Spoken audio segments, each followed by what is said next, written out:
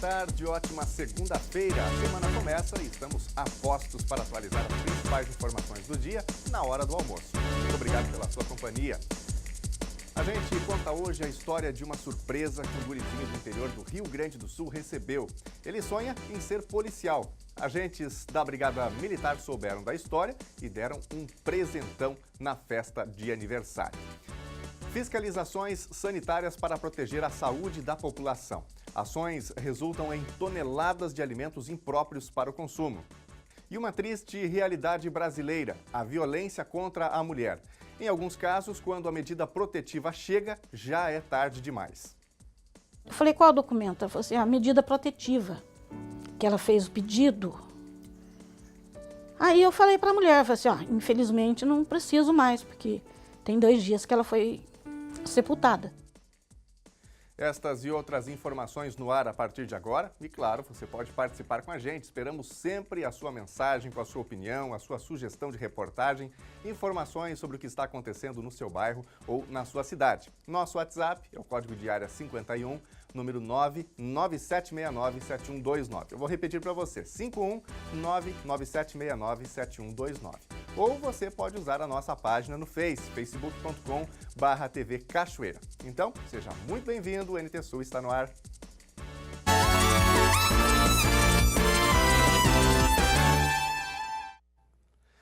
A Avianca Brasil não opera mais no aeroporto Salgado Filho, em Porto Alegre. A partir de hoje, a empresa aérea vai ter aeronaves apenas em 4 aeroportos: Santos Dumont, no Rio de Janeiro, Guarulhos, em São Paulo, de Brasília e de Salvador. Com a série de cancelamentos realizados nos últimos dias, os passageiros enfrentam transtornos para serem realocados em voos de outras companhias. Hoje de manhã, 14 voos da empresa foram cancelados, causando confusão no Salgado Filho. Passageiros aguardavam desde a noite passada por informações junto ao balcão da Avianca Brasil, que está em processo de recuperação judicial. Sem voos em Porto Alegre, os passageiros precisam ser transferidos para outras companhias, processo que tem demorado. Em nota, a Avianca disse que vai manter o atendimento nos aeroportos, que não possuem mais voos, e que trabalha para viabilizar o menor impacto possível em razão dos cancelamentos. Sobre a realocação dos passageiros, a empresa afirma que acontece de acordo com a disponibilidade de lugares nas outras companhias. E olha, já que nós estamos falando sobre passagens aéreas, a gente aproveita para atualizar mais uma vez informações sobre tamanho da bagagem de mão. Tem uma campanha educativa em andamento para que os passageiros respeitem os limites de tamanho. E no mês que vem, quem não se adequar às regras vai ter que pagar. Uma campanha para alertar os passageiros sobre o tamanho adequado da bagagem de mão está acontecendo em diversos aeroportos do país. No Salgado Filho, em Porto Alegre, até o dia 12 de maio, fiscais estão em frente aos portões de embarque, medindo as malas e prestando orientações.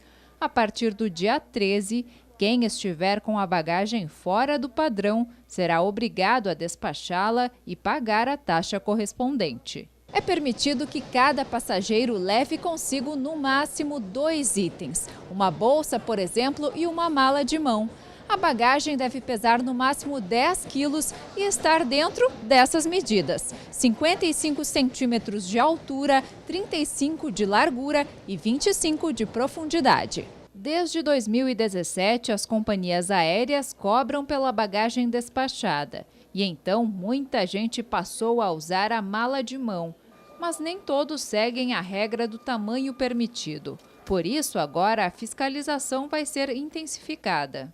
Eu acho ótimo, porque senão as pessoas, para não despachar a bagagem, daí levam edredom, mochila, mala grande, a gente não tem às vezes nem onde sentar, porque fica tudo, não tem onde botar as malas e aí vai. Eu acho que está ótimo, é isso aí. Tem que ser educativo. Acho bom, é interessante, porque a gente já se prepara para quando começar a valer mesmo, a gente já saber o tamanho ideal da mala, né? Para alguns passageiros, resta saber quando o retorno virá para o consumidor. A gente viu isso inicialmente como uma tentativa de redução de preço de passagem. Não estamos ainda observando isso, na realidade esperávamos mais.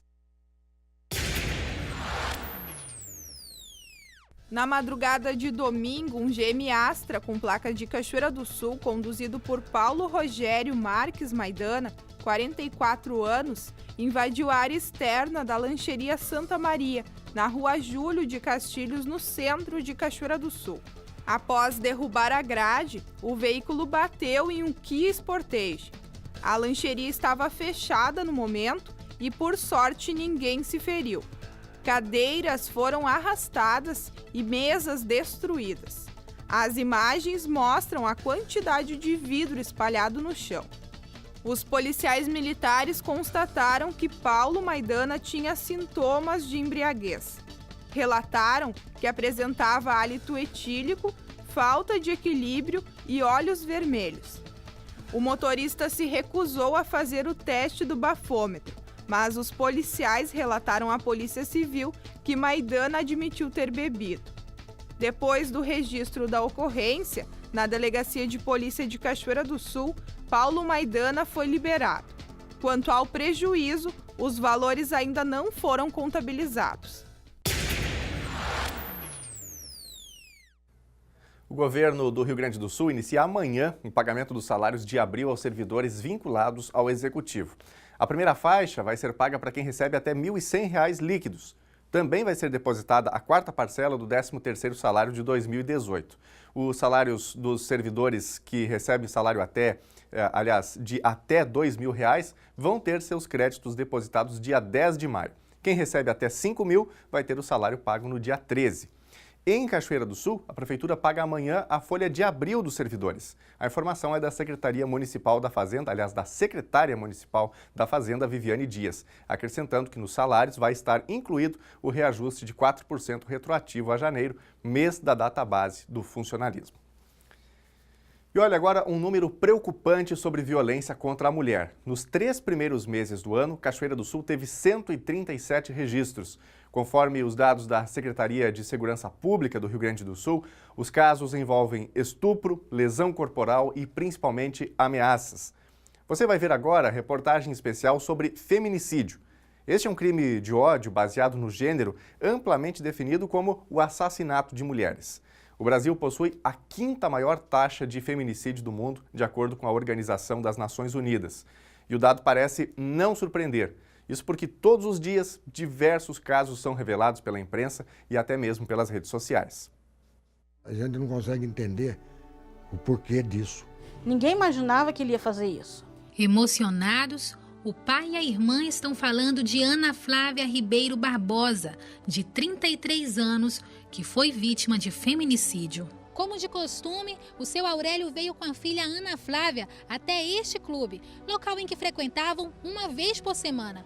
O que eles não imaginavam é que naquela mesma noite, Ana Flávia seria cruelmente atropelada pelo ex-marido. Nesta foto, que foi tirada no dia do atropelamento, pai e filha estão se divertindo no clube.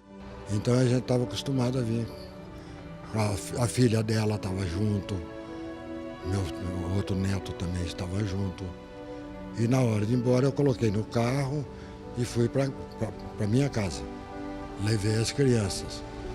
A poucos metros dali, o ex-marido de Ana Cristina, sabendo exatamente onde ela estava, veio até a casa dela, pegou o carro que estava na garagem e dirigiu por esta rua. Convidamos o seu Aurélio para fazer o mesmo percurso feito pelo agressor no dia do atropelamento. O trajeto é contramão, o que não impediu o homem de continuar e ir em direção ao alvo. O pai conta que Ana Cristina estava se despedindo de amigos quando foi surpreendida ao ser atropelada por aquele que um dia jurou a ela amor eterno. E é quase impossível não se emocionar ao ouvir do pai o sofrimento da filha. Câmeras de segurança mostram o momento em que o socorro chega para resgatar a mulher que, com o forte impacto que sofreu, acabou desmaiando. Quando eu falei para o meu pai o que tinha acontecido, o filho dela escutou e subiu de skate.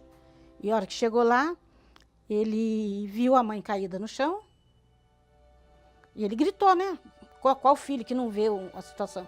E ela só falou para ele assim, fica tranquilo que eu vou ficar bem. Aí ela desmaiou. a taxa de feminicídio do Brasil é a 5ª maior do mundo. O dado é da Organização das Nações Unidas. Um levantamento feito pela Folha de São Paulo, com base em pesquisas da USP, mostrou que somente em janeiro deste ano, 179 mulheres foram vítimas de feminicídio ou sobreviveram a uma tentativa de feminicídio. Os dados equivalem a uma média de 6 crimes por dia. A análise levou em consideração apenas os crimes que foram noticiados pela imprensa durante o mês de janeiro deste ano. E o resultado é surpreendente. Dos 170 casos noticiados, 119 mulheres morreram e 60 sobreviveram. As pessoas têm que entender como isso é grave, como o fato de tantos homens acharem que podem eliminar até a vida das suas companheiras, esposas, namoradas, enfim, significa que a gente tem um problema de opressão e de desigualdade muito sério. Então, as pessoas precisam reagir a isso e dizer que isso é inaceitável, que todas as formas de violência contra a mulher, neste caso aí é o grupo oprimido, é inaceitável. A pesquisa mostrou que a vítima tem uma média de 33 anos e o agressor 38 anos. Além disso, 71% dos agressores são parceiros ou ex-parceiros. Para este psicólogo, a mulher precisa ficar atenta aos primeiros índices de agressividade do parceiro. Como, por exemplo, a forma como esse parceiro trata os familiares já é um indicador para ela de como essa relação pode caminhar lá na frente. A forma como esse agressor trata uma mãe, trata uma irmã, já é um indicador que essa parceira pode ter para como essa relação pode evoluir. Então, a pessoa que apresenta esses comportamentos, ela não apresenta de uma hora para outra. Isso tem a ver com uma história de vida, isso muito provavelmente já vem de longo prazo, e isso tem a ver também com a cultura familiar na qual essa pessoa foi inserida. A maioria dos criminosos tiraram ou tentaram tirar a vida da mulher por brigas ou por não aceitarem o fim do relacionamento. 25% brigas, ciúmes ou suposta traição. 18% fim do relacionamento. 5% estupro ou por causa da recusa da vítima em se relacionar. 40% não há informação. Quanto ao local da agressão, 47% aconteceram na casa da vítima, 20% na rua, 18% em outros lugares e 14% a mídia não mencionou o local. Em 8% dos casos, crianças presenciaram o crime. A relação de violência é uma relação interpessoal e as razões de fundo que acabam gerando aquela violência, elas pertencem a essa relação.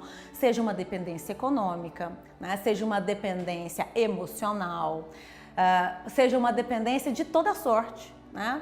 Que seja até mesmo uma baixa autoestima que a pessoa tem para consigo, para que aquilo potencialize ou vincule a sua dependência, a sua existência como pessoa ao seu agressor.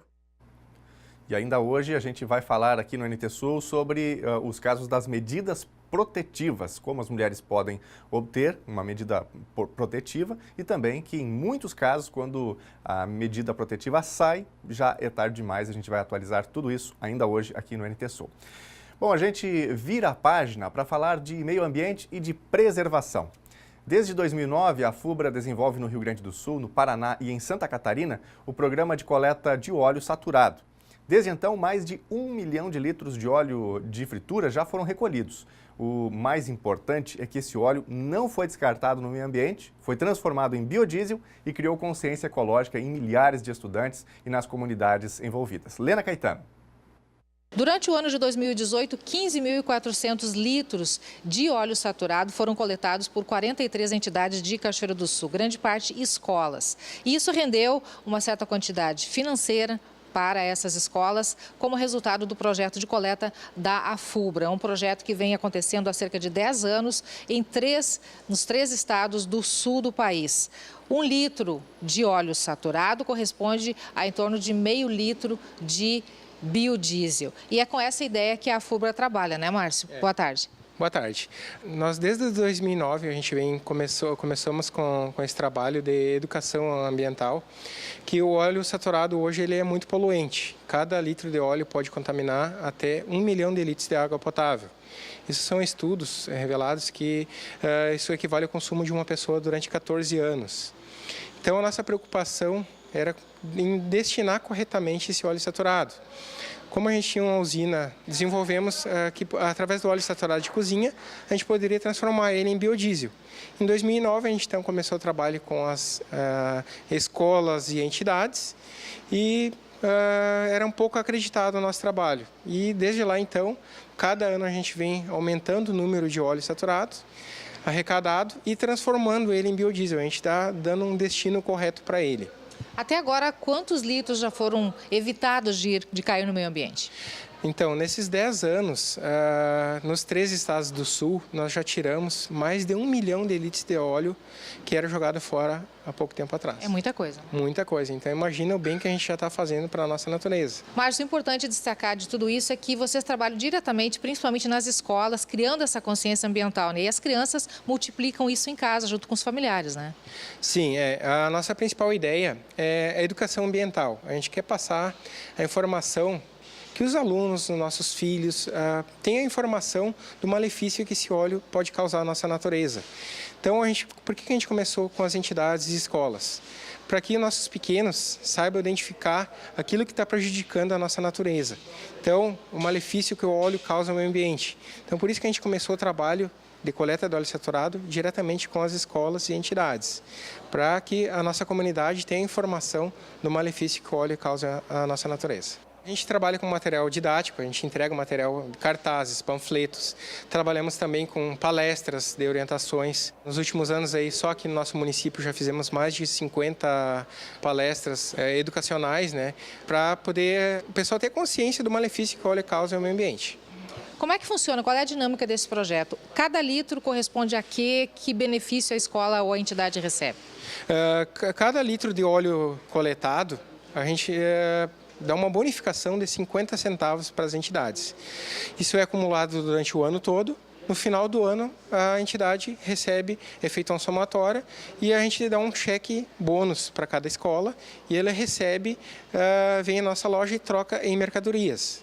Isso aí, as pessoas da comunidade que queiram participar, de que maneira? Elas têm que beneficiar alguma entidade, é isso? Pessoa física que não tem onde levar seu óleo saturado, pode levar até a escola mais próxima, que hoje aqui em Cachoeira quase todas as escolas fazem a coleta do óleo saturado, leva até a escola mais próxima, eles vão receber o óleo lá da sua casa, sempre bem armazenado, preferencialmente nas garrafas PET, que é uma embalagem 100% segura, não tem perigo de quebrar. Leva até a sua escola, a gente vai até a escola, busca esse óleo e levamos para a nossa usina e transformamos em biodiesel.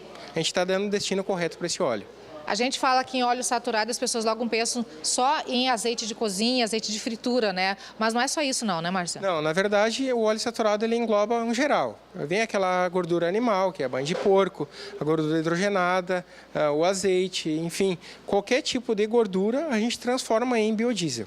Bom, a gente tem aqui atrás, só para mostrar para o pessoal, algumas garrafas. Márcio, explica para a gente um pouquinho qual é a sequência. Como chega aqui habitualmente a gordura, o óleo saturado e qual a transformação que é dada? Olha, geralmente ele chega assim numa coloração mais escura, com impurezas, né? Então, o primeiro passo na nossa usina lá é ser feita a filtragem dele para tirar as impurezas e a umidade, alguma água que vem, alguma coisa junto. Depois ele vai ficar nessa coloração aqui. Aqui esse óleo aqui, ele está 100% puro para ser transformado em biodiesel. Quando ele estiver nessa coloração, ele está pronto para a gente fazer o biodiesel, transformar aquilo que era jogado fora em um combustível renovável, né? Aí depois é feito o processo de transformação e ele separa a parte fina da parte grossa.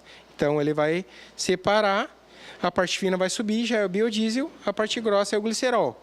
Esse glicerol a gente destina ele para as usinas de sabão, a fabricação de ração de animais, então tudo é reaproveitado. E a garrafa PET a gente doa para as usinas de reciclagem. Nada é perdido, então, como eu falei, tudo é reaproveitado. O biodiesel, qual é o destino dele? O biodiesel nós usamos para abastecer os caminhões que trazem mercadoria para nossas lojas, que a gente chama que é o ciclo do óleo, né? Que a gente vocês levam o óleo até a entidade mais próxima, que é os pontos de coleta. A gente vai até a entidade, busca esse óleo, levamos para a nossa usina, transformamos ele em biodiesel e esse biodiesel vai abastecer o caminhão que buscou esse óleo. Então fica o ciclo do óleo, né? E esse óleo a gente também usa para abastecer os tratores da nossa granja para circular na propriedade. Lembrando que esse óleo aqui a gente está fazendo um bem 2 vezes para a nossa natureza. Uma, a gente está tirando esse óleo que era jogado fora e a gente está usando ele como combustível, que é 80% menos poluente que o óleo diesel normal. Por que ele é menos poluente? Ele não tem adição de enxofre, que tem o óleo diesel normal, que é o que mais polui o nosso ar. Então, a gente está fazendo bem 2 vezes para a nossa natureza. Alguma entidade que queira participar ainda pode, agora nesse ano de 2019? Pode, qualquer coisa é só nos procurar na nossa loja, deixar o contato conosco, a gente vai até vocês e vamos fazer uma parceria aí para juntar cada vez mais, tirar esse óleo que é tão poluente para a nossa natureza. Márcio, obrigado por tua participação conosco aí. E você que está nos assistindo, é líder de alguma entidade, enfim, que queira participar, você que está em casa também e que vai para a cozinha, na hora de despachar o óleo, não derrama na pia não, viu? Coleta na garrafa PET, destina a alguma entidade que você está fazendo bem para o meio ambiente, né, Márcio? E também beneficiando alguma entidade, alguma escola aqui de Cachoeira do Sul. Isso mesmo, obrigado, Lena, pelas informações. Parabéns à FUBRA, que promove este programa tão importante, não é? No fim das contas, o cuidado com o meio ambiente, o cuidado com a natureza, não tem que ser o esforço apenas do poder público, mas sim o esforço de todos nós. Então, parabéns à FUBRA por estimular, não é, a preservação através deste projeto, que retira aí milhões de litros de óleo saturado, não é, do meio ambiente, ou evita que o óleo vá para lá ao menos. Agora, 12h23, hora de Brasília. Lembrando que você de casa pode interagir com a gente, pode mandar o seu recadinho, a sua opinião sobre as reportagens que estão no ar, a sua sugestão de reportagem. Tem alguma coisa acontecendo aí no seu bairro que você gostaria de compartilhar com a gente, que você gostaria que estivesse na tela da Novo Tempo? Então manda sua mensagem para a gente, o WhatsApp já está aí na tela, o código de área é o 51, número 99769-7129 para você mandar o seu recadinho com a gente. Se você quiser interagir através do Facebook, onde tem inclusive o nosso vídeo ao vivo do dia, a transmissão ao vivo aqui do NT Sul, você pode interagir por lá também, facebook.com/TV Cachoeira. Vou colocar no ar aqui agora algumas participações que estão chegando através do WhatsApp e daqui a pouquinho algumas mensagens do Facebook também. O Antônio Marcos está com a gente no bairro Tibiriçá, aqui em Cachoeira do Sul. Obrigado, viu, Antônio? Grande abraço para você, um bom começo de semana. Também o Nilson Vaz, também está ligado aqui no bairro Tibiriçá, mandando mensagem para a gente. Obrigado, viu? Tudo de bom para você e para a família também. Aqui no interior de Cachoeira do Sul, a Tiane Soares. Ótimo início de semana para vocês. Ela é da Granja Durigon, no Jeribá. Muito obrigado, viu, Tiane? Tudo de bom para você aí e uma ótima semana. Daqui a pouquinho, mais recadinhos aqui das nossas redes sociais. Depois do intervalo, a gente volta a falar sobre casos de violência contra a mulher. Em alguns casos, a medida protetiva chega tarde demais. Qual documento? Ela falou assim, a medida protetiva, que ela fez o pedido.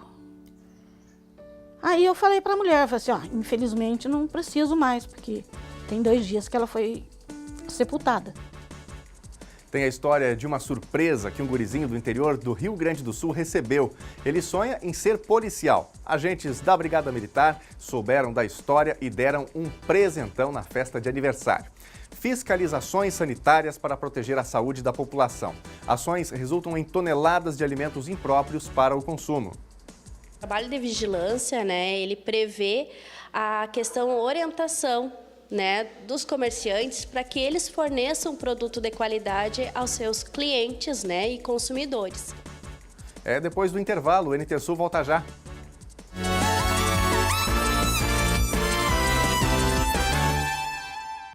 A Brigada Militar de Rio Pardo, no interior do Rio Grande do Sul, fez uma surpresa para um menino de 6 anos na tarde de ontem.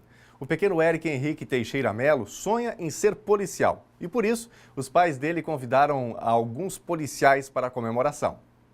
O sorriso de Eric, que fez até pose de policial, não escondia a alegria de quem teve uma festa de 6 anos com o tema preferido. Eric sonha em ser policial. O vídeo foi divulgado pelo pai do menino, Luiz Henrique. Ao fazer a publicação, escreveu: Eric realizando seu sonho, um dia de polícia. A família mora em Vila Pinheiros, no município de Rio Pardo. A surpresa do sargento Juscelito Rodrigues Paz e do soldado Fábio Soares aconteceu no meio da festa. Ó, quem é que tu vai prender aqui?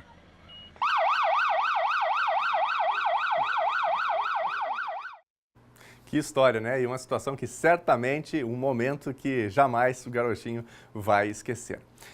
A Prefeitura de Cachoeira do Sul decidiu que vai desapropriar o prédio das 5 Esquinas por vias judiciais. As tentativas de acordo com a família escarpar o proprietário do imóvel fracassaram. No último mês, o Executivo publicou o decreto tornando o imóvel de utilidade pública. O município já publicou um decreto tornando aquele espaço como de utilidade pública. E esse é o passo inicial para que a área possa ser futuramente desapropriada. E para isso existe um prazo legal de em torno de 5 anos. O município foi acionado pelo CONPAC para que possa promover o tombamento daquela área, isso por sugestão, por pedido, na verdade, da família Scarparo. Está comigo aqui o procurador jurídico do município, Leonel Slomp, para nos dizer, procurador, qual o encaminhamento que o município pretende dar àquele espaço. Vai haver tombamento ou o prefeito não vai abrir mão da desapropriação futura daquele espaço? Nos causou até surpresa o pedido de tombamento daquela área, daquele prédio que está em ruínas, tendo em vista que esse imóvel, nem na relação de bens inventariados do município, uma relação na década de 80, ele não consta nessa relação. Então, nos causou realmente uma surpresa, um pedido de tombamento daquele prédio que estava abandonado, que a população de Cachoeira tem conhecimento, há vários anos, servindo como suporte para outdoors no passado recente, ainda na década de 2010 em diante, ele tinha essa finalidade. Hoje o prédio ele foi pintado tão somente após a publicação do decreto de utilidade pública, agora durante o mês de março. O prefeito recebeu a documentação do CONPAC com o pedido do proprietário para que o imóvel seja tombado, mas ele já tomou essa decisão de que não ocorrerá o tombamento. Por que não ocorrerá? Porque, havendo o tombamento de um imóvel, ele tem que ter relevância, o interesse público, e o prefeito entende que isso não tem. Outra situação, o imóvel sendo tombado, o município é responsável diretamente pela recuperação. E nem estando na relação de inventariados, não tem nem porquê, então, ele ser tombado. E, em razão disso, o prefeito já indeferiu o pedido de tombamento. E existe intenção do município de promover a desapropriação agora em seguida? O prefeito, nós publicamos o decreto de utilidade pública, tendo em vista que a administração municipal verificou que ali há necessidade de adequação naquelas 5 esquinas lá, melhorar a mobilidade para o pedestre. Entendemos que tem que ser adequado, está sendo feito um estudo, há uns pré-projetos do que pode ser feito naquele local. Então, por medida já de cautela, poderíamos dizer assim, foi publicado esse decreto, porque o imóvel, volto a dizer, ele não estava nem pintado. Ele só foi tomado alguma melhoria de uma pintura tão somente após a publicação. Nós estamos aguardando o setor técnico da Prefeitura nos apresentar o estudo que está sendo feito. Existe uma parceria com a Universidade Federal de Santa Maria, o nosso campus aqui de Cachoeira, e o prefeito está aguardando isso para, então, tão logo a gente tenha nas mãos esse estudo final, promover, então, a desapropriação que se dará de uma maneira judicial, tendo em vista que nós já tentamos de uma maneira amigável e o proprietário não demonstrou interesse em promover a escrituração de desapropriação de maneira administrativa. Enquanto o município está avaliando aquele imóvel? Nós vamos propor a desapropriação pelo valor venal do imóvel. É assim que consta na lei, que deve ser, e assim que será. O valor venal do imóvel ele está em torno de aproximadamente R$49 mil. Cabe ainda aos proprietários algum tipo de contestação? Pela legislação que trata da desapropriação, está demonstrado através do decreto o interesse público na mobilidade urbana. Caberia somente a discussão quanto ao valor. Bom, com relação ainda quanto ao valor, antes de encerrar, eu quero dizer que, segundo informações que nós obtivemos com algumas fontes, os proprietários solicitaram uma avaliação daquele local a particulares, a corretores particulares, e a avaliação é bem distante, bem além do que o município está oferecendo para a desapropriação, em torno de R$300 mil. Um grave acidente de trânsito envolvendo 3 veículos matou um homem de 28 anos na manhã desta segunda-feira na RSC 287. De acordo com informações da polícia, a colisão ocorreu por volta das 7 horas, na altura do quilômetro 208 da rodovia em Restinga Seca. O acidente foi entre as localidades de Santuário e São Sebastião. 5 pessoas ficaram feridas e um homem morreu no local. A vítima foi identificada como Francesco Mozaquatro dos Santos, de 28 anos, natural de Restinga Seca. O Corpo de Bombeiros e ambulâncias do SAMU estiveram no local, assim como o Comando Rodoviário da Brigada Militar. Havia neblina no momento da colisão. A pista ficou congestionada nos 2 sentidos da via após o acidente. E a gente destaca agora algumas mensagens que estão chegando aqui através do nosso Facebook, facebook.com/TV Cachoeira. Tem a transmissão ao vivo do nosso telejornal diretamente no Face. Claro, você pode assistir pela televisão, em Cachoeira do Sul, canais 11 e 11.1, assim como em várias outras cidades do Rio Grande do Sul e do Brasil, mas também tem a transmissão por lá e você pode comentar, fazer a sua indicação, enfim, emitir a sua opinião diretamente no Face. Está por aqui a Rosane Cassol, ela faz um comentário justamente sobre esta pequena casa que fica nas 5 esquinas, né, região central de Cachoeira do Sul, bem conhecida da cidade. Ela diz aqui, essa casa vai se tornar uma nova Casa da Aldeia. A Casa da Aldeia, para você que não é de Cachoeira do Sul, é uma pequena residência por onde começou a cidade de Cachoeira do Sul. Estão lá apenas as ruínas, não é, que deveriam ter sido restauradas, não é, mas terminaram ficando no esquecimento, algum dinheiro veio, um problema imenso e não há absolutamente nada de preservação. É a opinião aqui da Rosane Cassol. Adriana Soares dá uma passadinha por aqui também. Muito obrigado, viu, Adriana? Tudo de bom para você. A Mariluce Geraldo Camargo. Também o Valério Hinter, a Denise Belladonna, olha que legal. Obrigado, viu, Denise? Grande abraço para você. A Denise que está com a gente aqui na Novo Tempo, às quartas-feiras, com o seu comentário de educação. E olha, eu aproveito já para destacar para você de casa que você pode fazer as suas perguntas também, ou as suas sugestões para os nossos comentaristas, também através das nossas redes sociais, facebook.com/TV Cachoeira, ou mesmo pelo nosso WhatsApp, que é o código 51, número 997697129.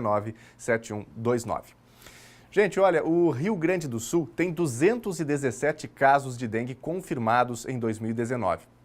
Ao menos 162 são autóctones, quando a doença é contraída dentro do estado, e outros 55 casos são importados. De acordo com a Secretaria Estadual da Saúde, nos anos de 2017 e 2018, não foram registrados casos autóctones de dengue no estado. Outros 216 casos suspeitos da doença são investigados. De acordo com o relatório da Secretaria, os casos da doença são notificados em todos os meses do ano, mas há um aumento entre os meses de novembro e maio. A lista de cidades com casos autóctones estará disponível em breve em nosso site novotempo.com/ntsul. As fiscalizações rotineiras do Departamento de Vigilância em Saúde, em Cachoeira do Sul, intrigam grande parte da população. Nas ações são apreendidas toneladas de carne impróprias ou de carnes impróprias para consumo, embutidos, resto de comida armazenados com outros alimentos de maneira inadequada. Este trabalho é feito para proteger a saúde da população. A repórter Gabriela Bello esteve com os fiscais para entender como funciona esse monitoramento. Eles esclarecem sobre critérios e penalidades aplicadas e ainda como alguns estabelecimentos reabrem logo após a interdição. Vocês escolhem a denúncias, Michele, boa tarde. Boa tarde. Bom, os critérios que nós usamos para fiscalização são vários, né? Principal questão de denúncias seja feita pela ouvidoria da Prefeitura Municipal de Cachoeira do Sul ou ouvidoria do SUS, né? Ou também através de solicitação de inclusão no ramo. Empresas novas que estão abrindo no ramo da alimentação, bem como a vistoria que nós fazemos de rotina naqueles estabelecimentos que já estão abertos. Além de demandas do Ministério Público, né? Então, são feitas de várias formas as fiscalizações. Nem sempre o local é fechado, às vezes apenas os alimentos são apreendidos e é aplicada uma multa. Todo o rito processual, né, da vigilância sanitária, ele visa primeiro a proteção da saúde pública. Então, dependendo do risco, é feita a decisão sobre qual procedimento tomar naquele momento e dependendo da infração que o comerciante está cometendo. Quando tem questões principalmente de higiene, questões de produtos, grande quantidade de produtos sem procedência comprovada, ou seja, que esse alimento chegue à população de uma forma inapropriada, colocando em risco a saúde dessa população, nós decidimos pela interdição cautelar. Associado a isso, existe um rito processual, que é o processo administrativo sanitário, que existe regras, né, para ser cumprido, e no final do final desse rito é feito o julgamento desse estabelecimento. Nos últimos tempos, diversos estabelecimentos aqui de Cachoeira do Sul tiveram alimentos apreendidos e o Eduardo participou dessas ações. Conta um pouquinho para a gente que alimentos geralmente são apreendidos nesses locais. Geralmente são apreendidos alimentos que estão fora da data de validade ou são não tem procedência comprovada, né? Ou são mal armazenados, mal manipulados, com problemas de descongelamento. O líder são sempre as carnes sem procedência. A carne representa a maior quantidade em quilos, assim, né? Mas sempre tem algum produto vencido ou foi manipulado errado, colocado para descongelar fora de um refrigerador, daí sempre é recolhido também. E esse trabalho ele é diário, porque eles estavam me falando aqui que geralmente são noticiados aqueles casos onde a apreensão é maior, mas todo dia vocês estão na rua.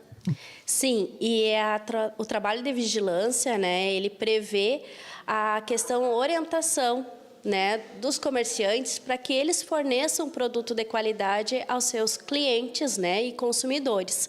Então, além de a questão de apreensão de produtos que pode acontecer, existem vários estabelecimentos que seguem as normas de higiene, que seguem as normas da legislação, que compram produtos sempre com procedência comprovada. E esses estabelecimentos devem ser valorizados, né, inclusive, pelo fato de eles estarem proporcionando aos seus clientes um produto de qualidade. Né? Então, além de todo o cuidado que muitas vezes o proprietário do estabelecimento de alimentos tem que ter com a sua infraestrutura, ou muitas vezes no caso de um restaurante, de uma sala de consumação, ele tem o cuidado de fornecer esse alimento de qualidade. O que é, Michele, essa sala de consumação? Porque para vocês que trabalham diretamente, fica fácil, né? Mas é um termo técnico. A sala de consumação nada mais é do que num restaurante, né? Nós temos a cozinha e aonde as pessoas fazem a sua refeição, né? Então, muitas vezes as pessoas vão no local, determinado local, e esse local onde se sentam para fazer a refeição é um local muito bonito, né? Novo, reformulado, e às vezes os comerciantes não se dão, não têm o cuidado necessário na cozinha. A questão de fluxo, né, que é o quê? Não ter cruzamento de produção, não ter uma contaminação cruzada entre os alimentos, a organização da cozinha, a higienização. Isso são fatores importantes para fornecer, né, o alimento de qualidade para as pessoas. A grande dúvida é: o estabelecimento foi fechado, está fechado por conta de uma fiscalização de vocês, por conta do que foi encontrado lá. Como que no dia seguinte ele reabre? Quando não é muito grave e ele consegue sanar os problemas que foram apontados no auto infração, ali no termo de interdição, quando ele pode ser resolvido como uma limpeza, do dia para a noite ele coloca azulejo nas paredes, ele troca um fogão, ele elimina materiais estranhos que estão na cozinha, faz detetização, desatização. No momento que ele concluiu isso, que o fiscal vai lá novamente, realiza a fiscalização e consegue ver que está tudo ok, não tem por que ele ficar fechado, ele pode ser aberto. Quando é muito grave, de estrutura, que vai demorar, que ele tem que reformular toda a cozinha, colocar mesas novas, inox, o tempo pode ser maior. Mas se da noite por dia ele consegue sanar o problema, ele pode ser liberado no outro dia.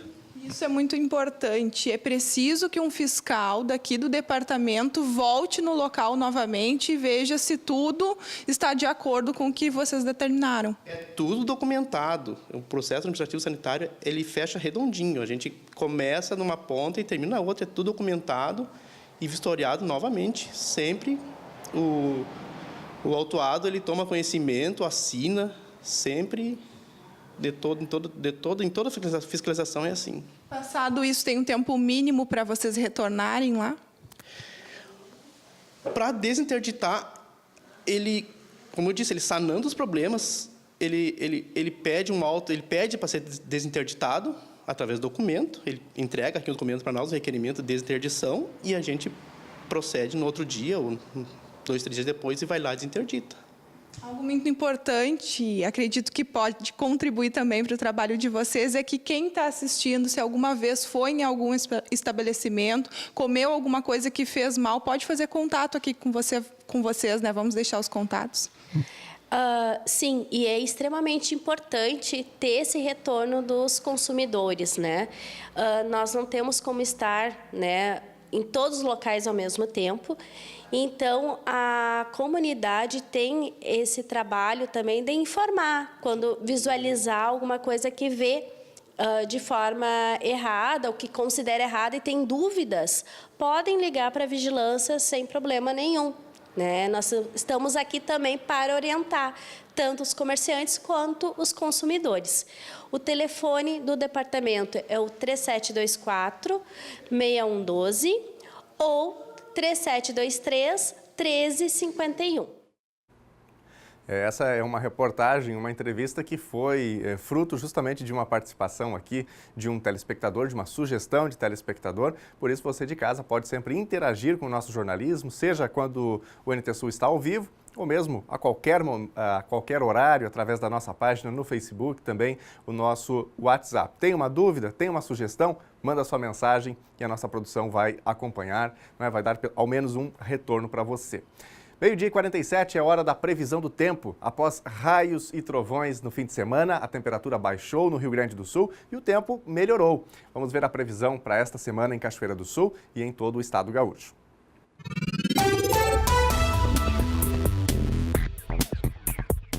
Segunda-feira de sol sem nuvens. Umidade relativa do ar fica entre 59% e 93%. Temperatura mínima 13 graus e máxima 22.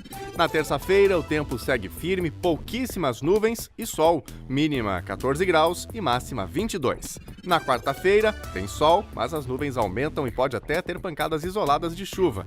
As temperaturas ficam entre 13 e 23 graus. Confira no mapa como fica o tempo hoje em todo o Rio Grande do Sul. Um centro de alta pressão passa a definir as condições do tempo no estado gaúcho nesta segunda-feira. O sol aparece em todas as regiões. Ao amanhecer, fez um pouco de frio, com menos de 10 graus em alguns municípios. Já à tarde, com o sol, a temperatura é amena e bastante agradável. Há declínio rápido da temperatura a partir do entardecer. Na capital Porto Alegre, a máxima prevista é de 25 graus. Em Uruguaiana, na fronteira oeste, também 25 graus.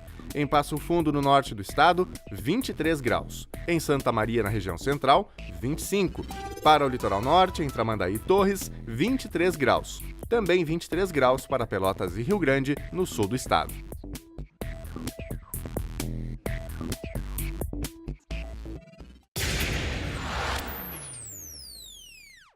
Pista limpa na 50ª Feira de Terneiros de Outono.